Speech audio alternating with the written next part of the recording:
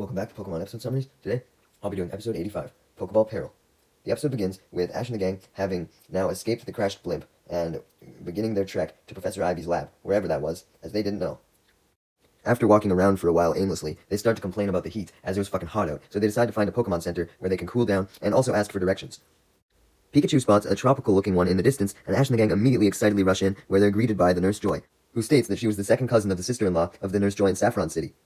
Brock then does his usual stick of simping for the Nurse Joys, but Misty thankfully pulls him away before he gets too far, allowing Ash to ask what really mattered, which was the directions to Professor Ivy's lab, and thankfully, Nurse Joy knows, as she directs them.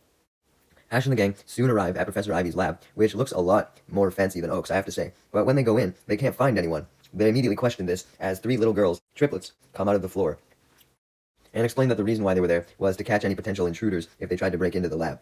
Ash clarifies that they were not intruders and had a delivery for Professor Ivy from Professor Oak, and this leads the girls to lead them onto the beach where Professor Ivy was. However, all they could initially see in the ocean when they got to the beach was an angry Gyarados. The Gyarados was swiftly calmed, though, as a woman revealed herself from underneath the water, revealing that she had been swimming, and proceeds to comfort the Gyarados with ease, which amazes Ash and the gang, due to Gyarados being so wild and hard to tame. Brock stares at the woman in both disbelief at her skill and in disbelief at her beauty. Fucking simp. The three triplets, who reveal themselves as Professor Ivy's assistants, toss her lab coat and inform her that Ash and the gang were here from Professor Oak. She excitedly instructs the Gyarados to bring her back to shore, and she introduces herself as none other than Professor Ivy. We then return to the lab, where Professor Ivy shows Ash and the gang what Professor Oak wanted, which was a mysterious Pokeball that she called the GS Ball, due to it being gold and silver and having the letters GS entrenched on it. She also confirms the fact that it couldn't be transported, with one of her assistants demonstrating, and she also confirms the fact that it couldn't be opened no matter what, so they couldn't find out if any Pokemon was actually inside it. She clarified that they tried like saws and a whole bunch of other weapons, and they couldn't even get it open. Pikachu and Togepi stare at the GS Ball with immense interest as Professor Ivy picks it up and hands it to Ash, instructing him to make sure it gets back to Oak safely, and Ash promises that it will, as they both hoped that he could figure out the mystery behind it. Meanwhile, back in Pallet Town, Professor Oak was studying a whole bunch of random Pokemon, including a Magikarp, when he got a call from Ash, who was calling to inform him that he had successfully got the GS Ball. Right as Ash finishes telling him this, though, Professor Ivy then comes on the phone and proceeds to talk to Oak, with them both gassing each other up on a whole bunch of different articles they've wrote and talking about all the research they've done, and Ash gets immensely bored by all this talk, so he simply tells Oak that he'd be on his way and hangs up the phone. Meanwhile, Team Rocket had washed up ashore onto Valencia Island, and were currently at the location where the blimp had crashed. Noticing that the blimp had crashed, this left them extremely pissed off, as it meant that they also had no way off the island, unless they were to try and fix it on their own, but they didn't want to do that. They were also just pissed off at the fact that Ash had escaped with Pikachu.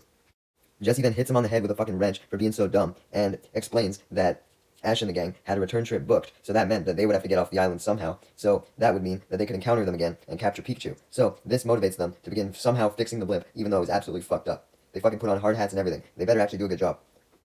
Despite the indoor section of her lab already looking better than Oak's, Ivy's lab also had an outdoor section as well, and Ivy was currently touring Ash and the gang through it, wanting to make their stay a little more worthwhile before they headed home. Brock commented how huge the place was, while Misty complimented the flowers as she went up to smelt them. When she did, though, one of the flowers revealed itself as actually a Vileplume in disguise, which for some reason had an orange head. Ash immediately pulled out his Pokedex, noticing how the Vileplume looked different, and it didn't really give him any information. Just then, Ivy's assistants came rushing out with a whole bunch of plates and bowls of food, and this caused a whole bunch of more Pokemon, aside from the Vileplume, to reveal themselves, such as Paris, Raticate, Weepinbell, and they all had a strange coloring to them, just like the Vileplume. They were all orange. There was also opposite-colored Nidoran and Nidorino, being the first instance of official shiny Pokemon in the anime, but obviously they didn't know that shiny Pokemon existed yet, so when Brock asks why all these Pokemon were different colors, Professor Ivy reveals that it was likely because of the island's climate, and adds that she had bred every single one of these Pokemon herself, so she knew from the get-go that they were different colors. It's not that they had suddenly changed. She then walked up to the Nidoran and Nidorino and stated how much she loved them, along with every other Pokemon in her lab, which made Brock smile at how kind she was, and that there was someone out there who was just about as passionate with Pokemon breeding as he was.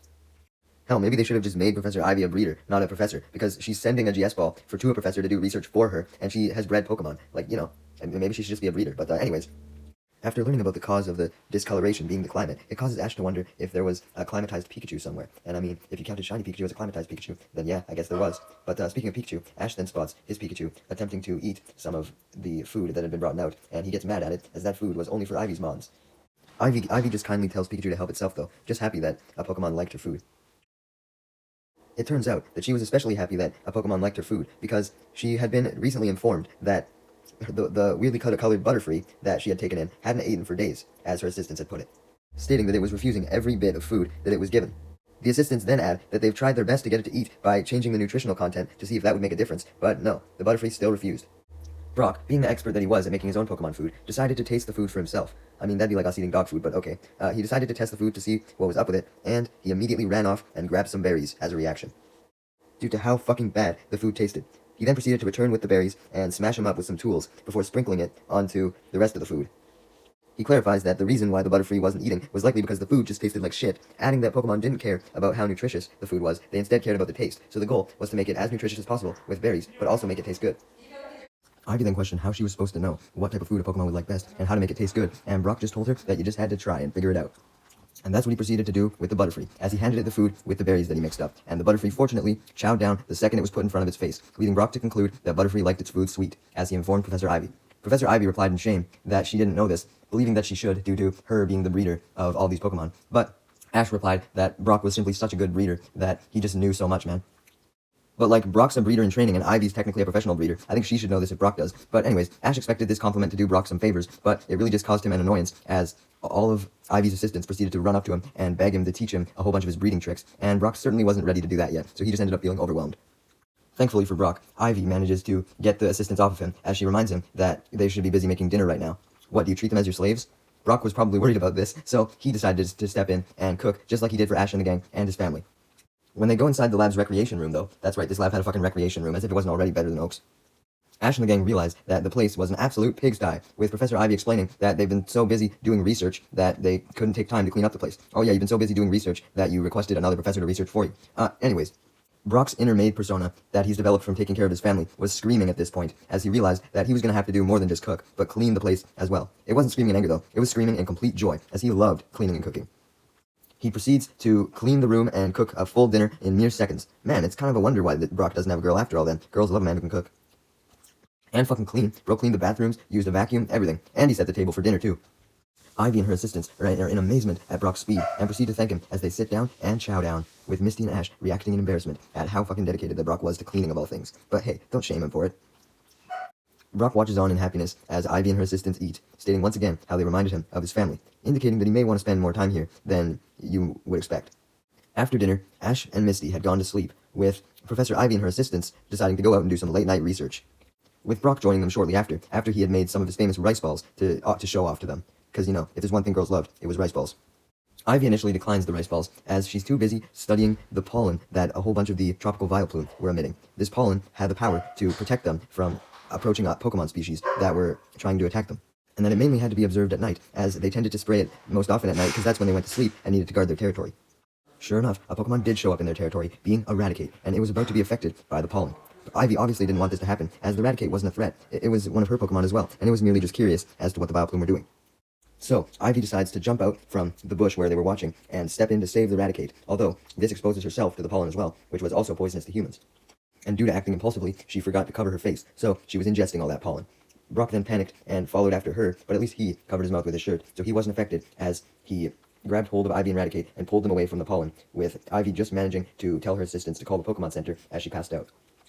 Thankfully, Brock and the assistants are able to get Ivy and the Eradicate to the Pokemon Center in time, and as they were rushing out, they woke Ash and Misty, who followed along as well, wondering what the fuck happened.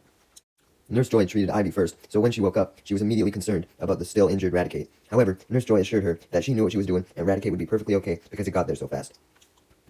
Ivy's assistants then told her to worry about herself for a bit, as she was still pretty sick herself, not having fully recovered, and Ivy simply responded that the safety of her Pokemon was more important to her, though she apologized for causing them to worry. Brock seeing this conversation made him realize that Ivy and her assistants may need him more than he originally thought, if Ivy was going to keep putting herself at risk. The next morning, back at the lab, with Ivy and the Eradicate healed, Ash and Misty determined that it was finally time for them to go back home. However, they were struggling to find Brock, and they obviously couldn't leave without him. Suddenly, though, Brock's Pokemon came rushing past in the lab, including his Onix and Geodude. They then immediately went outside, followed by Brock himself, as they proceeded to climb up of the roof of the lab and begin fixing a leak. Ash and Misty yell at Brock, informing him that it was time that they set off, but Brock said absolutely nothing, as he just continued to work on the roof. Ivy then explained, though, that Brock had told her the night before that he had decided to stay with them. This shocked Ash and Misty, but Brock soon came down from the roof to confirm this, stating the reason why, as he felt that not only could he learn more about being a Pokemon breeder here due to being surrounded by other breeders and such rare Pokemon, but he also felt that Professor Ivy and her assistants needed his assistance, citing the night before as an example. There was also the fact that he knew what type of food a lot of Pokemon liked, so he would be heavily beneficial for that.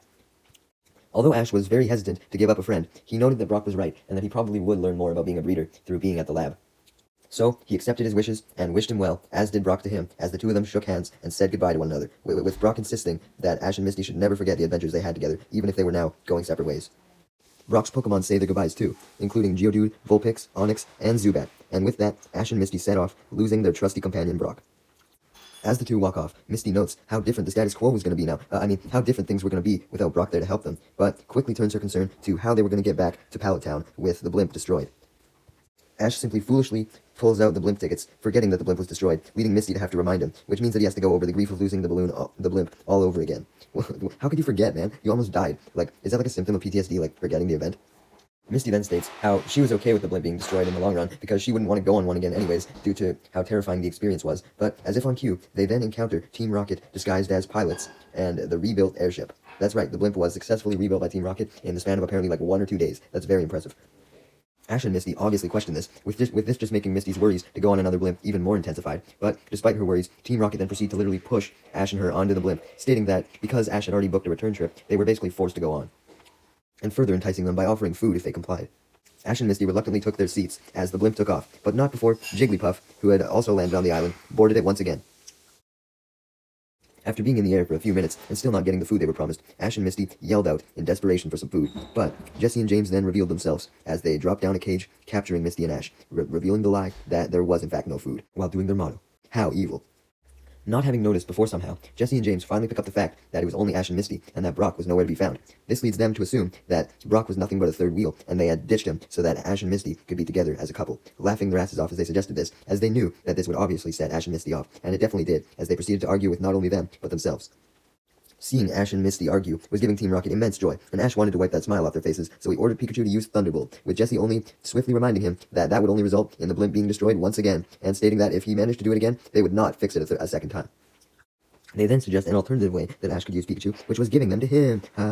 Ash obviously denies this, but he knows that Team Rocket was right about putting the blimp at risk, so he didn't know what to do. But just then, Jigglypuff showed up in a Deus Ex Machina moment and proceeded to sing, which put Ash and Misty to sleep, and was making Team Rocket grow drowsy as they tried to grab parachutes and escape. However, due to falling asleep and not paying attention, when they opened the door to escape, they were too tired to jump out and got sucked out by the wind instead.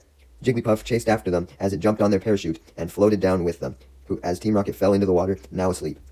This meant that Ash and Misty were asleep, trapped in a cage, alone on the blimp, as it had no pilot and was floating aimlessly. Dun dun dun, cliffhanger! I wonder if when people originally watched Season 2 here, they thought that the show was going to become a bit more serialized, as these episodes have led right into one another so far.